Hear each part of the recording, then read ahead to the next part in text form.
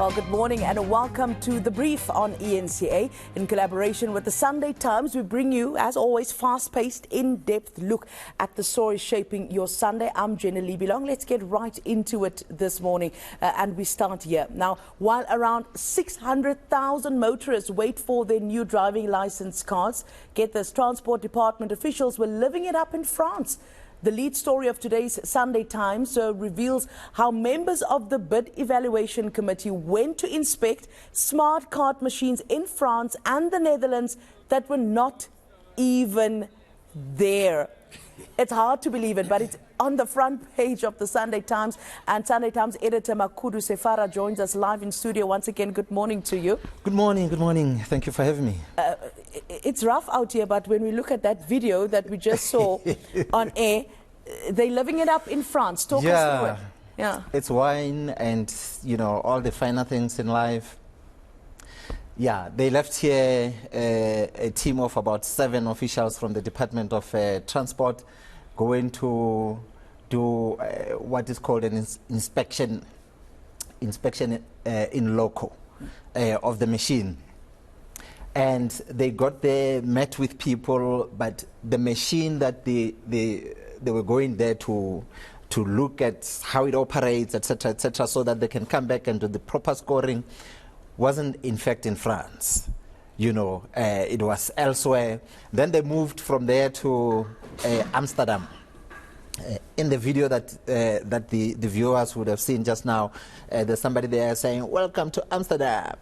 But if you look at the bid evaluation committee reports and the submissions by the company, the machines that they needed to look at in Amsterdam were in fact in Morocco and another country here on the continent. And I suppose these guys just felt, hey, we need to go to Amsterdam, we need to go to France, regardless of whether these things are there.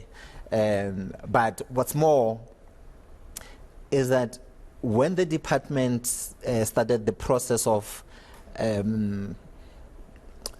putting together bid documents for this infamous license card printing machine, they said their budget is about 400 plus millions.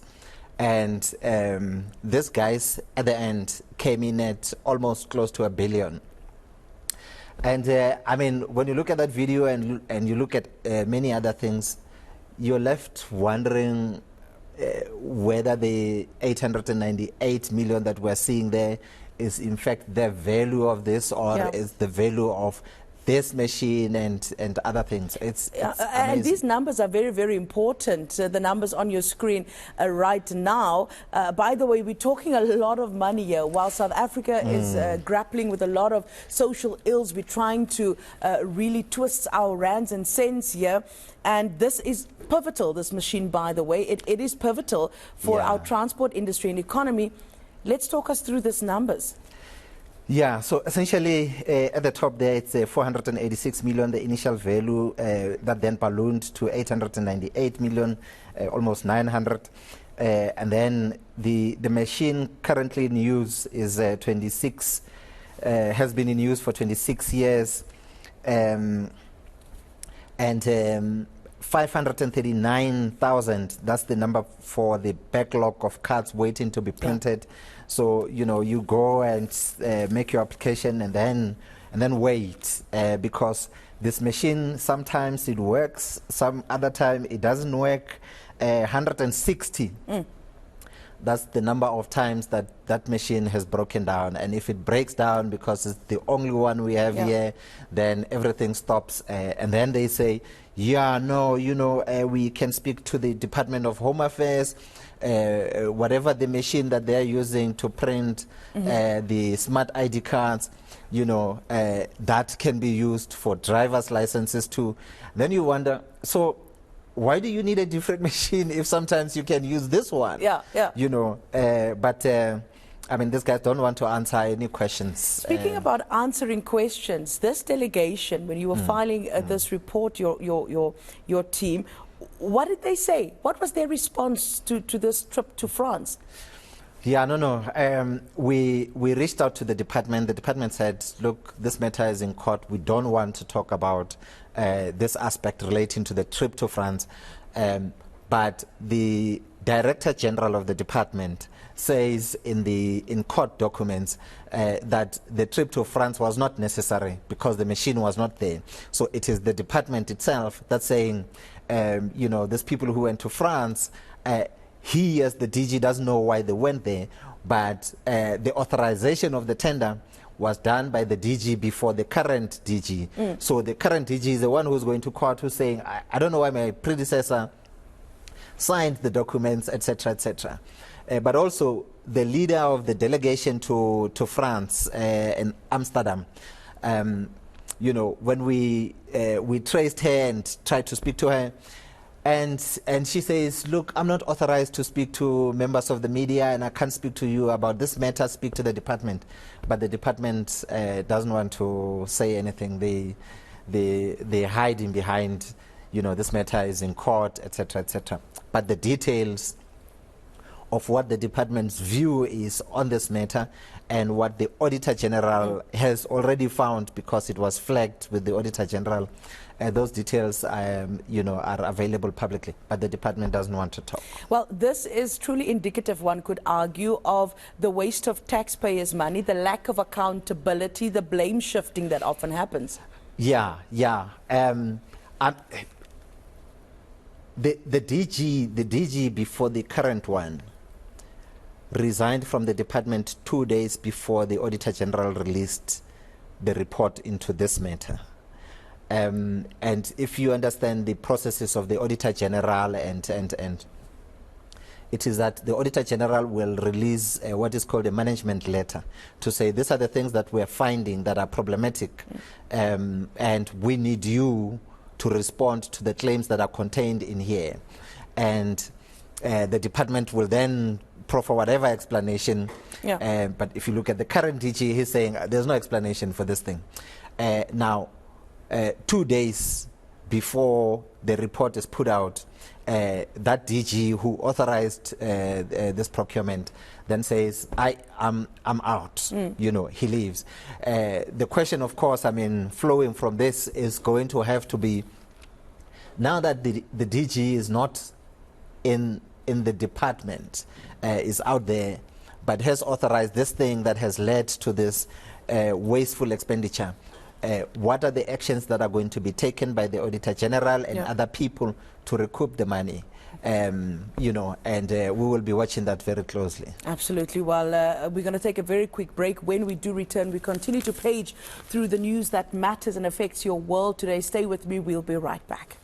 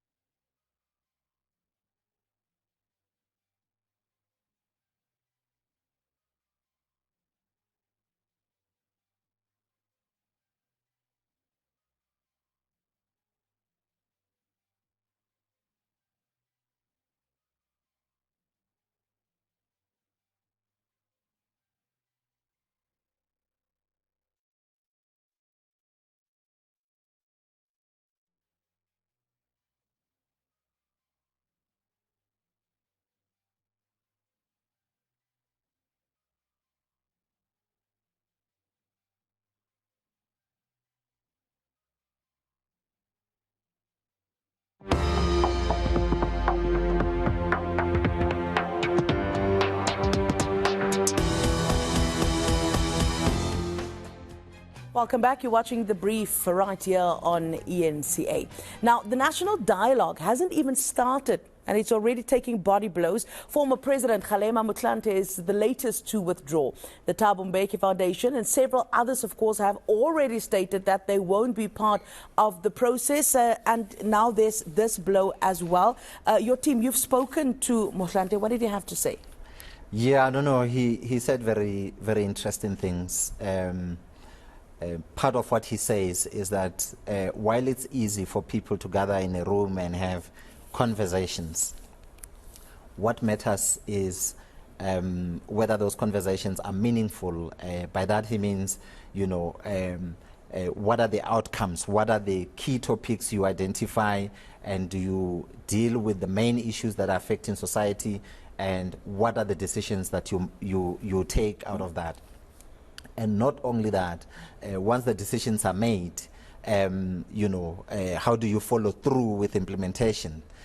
Who's going to hold who for implementing the outcomes of the national dialogue? Yeah. So one of the things that he throws on the table is that, as has been mooted, if a number of the people who are in this national dialogue say that government has failed the people of South Africa, and quite a sizable number of them agree on that, and then they say the next logical step is that we must call for an election. Yeah. Who's going to make sure that that happens? Is it government that must dissolve itself and say that we've lost the confidence of the people of South Africa, and so therefore we should call for an election, or what exactly is going to happen? And so he says that, but he also adds, look, Mandela himself did say that you don't dialogue with your friends. Yeah. You dialogue with your rivals and adversaries and people you don't like. Yeah, in fact, that quote, just to read it for us, he was saying that even Mandela said you don't negotiate with your friends but with your adversaries. If you want synergy, you engage. Exactly. So, and it's a very important point that he makes there, that if you're creating this tent where people are supposed to engage and others are unhappy with the process and they go and sit outside, and then you say, look, it doesn't matter who's outside, we're just going to proceed with this. There's issues of legitimacy that then comes to the fore. How should we relate what the outcome is when the adversaries that to which he refers are sitting outside? And if you followed the very strongly worded letter from the Thabo Mbeki Foundation, they are contemplating coming up with a different dialogue. So if the outcomes of that dialogue differ to the outcomes of this dialogue, what does it mean for the people of South Africa? What does it mean for the future of our country? What does it mean for the sizable resources that are being put into running these dialogues? So it's about who's participating, what is going to come out of this, and who is going to be held responsible for making sure that these things, the outcomes, are implemented. That's always been one of my questions also. Who owns implementation, and who's going to track implementation? Because we're spending a lot of money here, even though we heard the president say that the figure we've been hearing, that 700 million that we've also been talking about, won't be the figure. He'll make sure of that. A lot of money is being spent here. One of the things that Motlanthe said is that it's going to be a very tall order to create consensus. And given the scope of the national dialogue, that is true. The point, or what I take away from that, is that he's saying you can't have people in Tshwane saying something, but you're not engaging them about what the people in Mangaung are also saying. So between the engagements that are happening here and elsewhere in the country, there has to be consensus about the key topics that are being put on the table. Because if there's no consensus, it means people have been talking past each other on many different topics. So the people who are driving this thing have a very difficult task of making sure that we talk about the same things and we arrive at the same conclusion, or we agree in our majority or consensus, we get consensus on those topics that are being discussed. Because if there's no consensus, how then do you move forward? Yeah, I am wondering, and the president also at his keynote address emphasizing that we won't have everybody always agreeing or participating in dialogues. He referred to some of the people who refused to participate previously in dialogues, now they are there. But I am wondering whether the withdrawal of Motlanthe signifies more blows to the credibility of this process. Yeah, I mean, it's you know, Kgalema is not as dramatic as the other people. You know, he's more measured, more.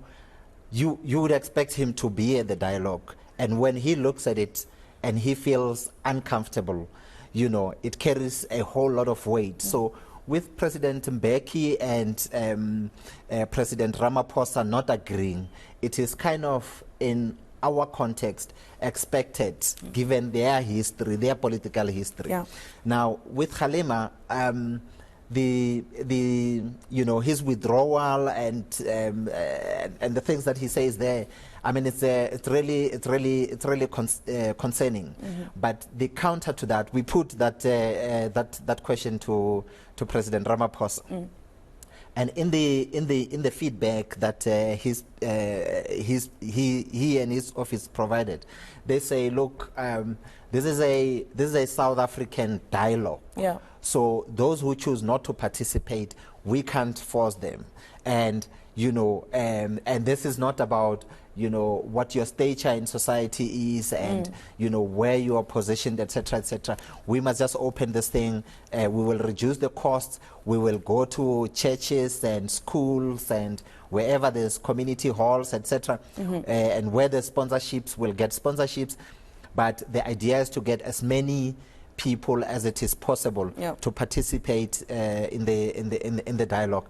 And the hope is that if many South Africans, regardless of their stations in life, participate in the dialogue, then it carries credibility. Yeah. But on the other hand, where you have people like Motlanthe and the foundation, the other foundations not participating, you can't help but wonder, you know, what we should then make of this national dialogue. Well, more details, of course, available in the Sunday Times, and myself and the Sunday Times editor Makhudu Sefara will be right back. Then we will unpack the SANDF. Stay with us. This is The Brief.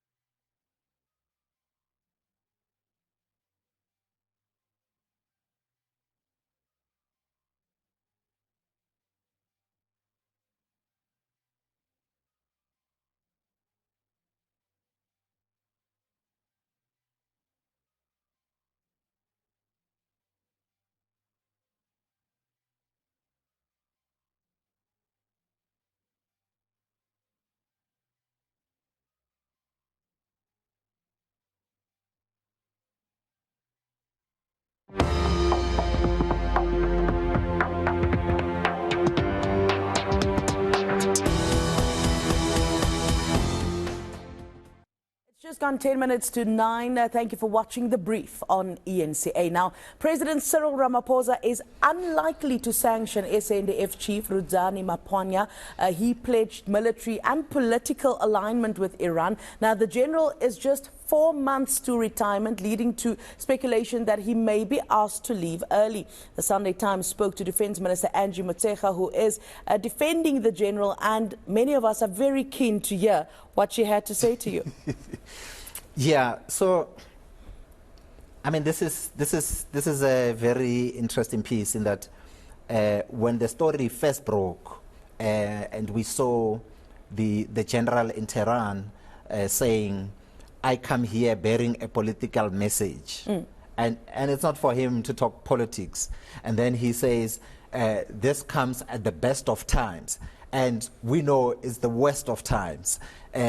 You know, and I mean, the comments he made there just rattled the political establishment here because it sort of confirms to Washington the things that they've been saying about South Africa is friends with our enemies who want to annihilate Israel and the US and you know, and then he goes there, he says he's carrying a political message. It was quite curious. The minister, and this is the thing that's interesting for me, the minister on the 13th of August, her office, not the department, but her office releases a statement that says the comments made by the general are unfortunate. And then they say the minister will talk to the general when the general returns. And then the general returns. The minister talks to the general. She comes out of there. She says to the to TimesLIVE, look, there's nothing wrong with what the general has said. And that trip, I approved it last year before Donald Trump became president of the US. So you guys are just making a lot of noise. And you say, okay, but you released a statement saying that it's unfortunate. What was unfortunate? And also, what was the point for a talk with the general when he returns if, you know, what he said was not unfortunate? But when we spoke to sources and all manner of people, they said to us that, look, this thing administratively, it doesn't look like there's anything wrong.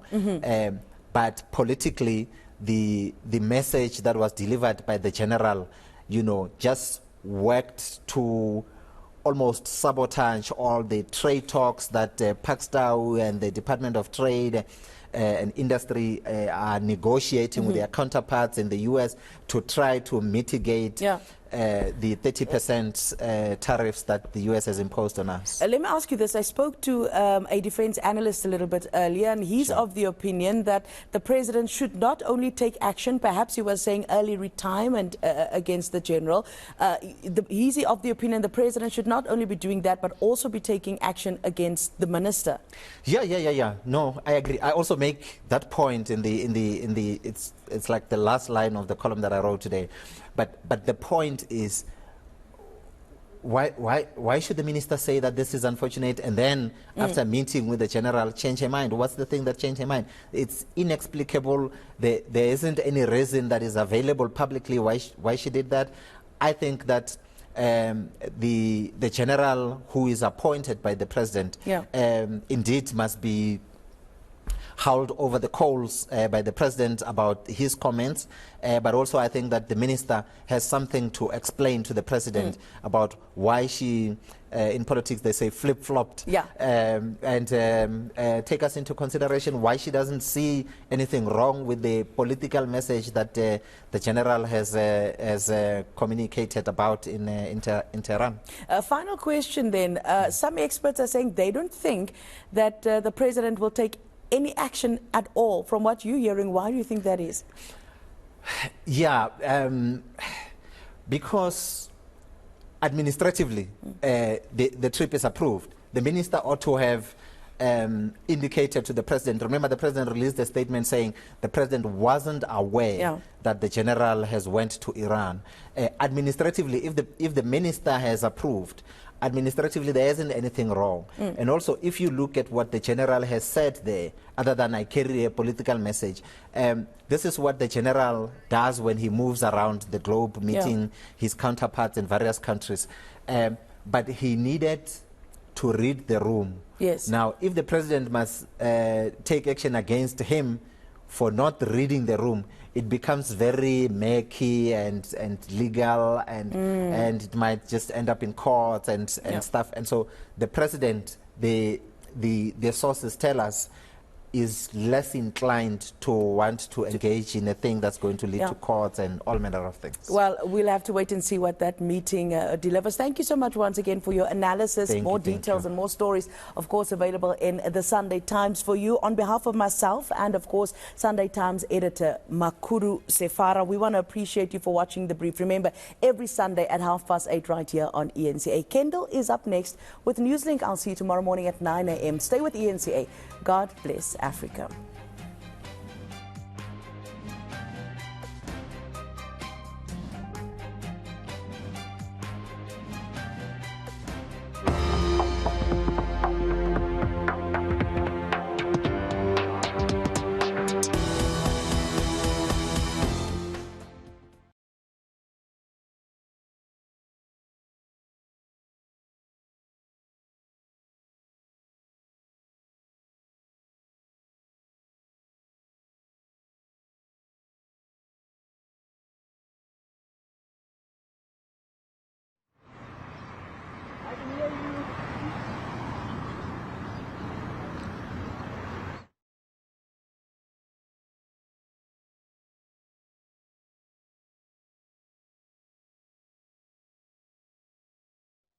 Safer, ne?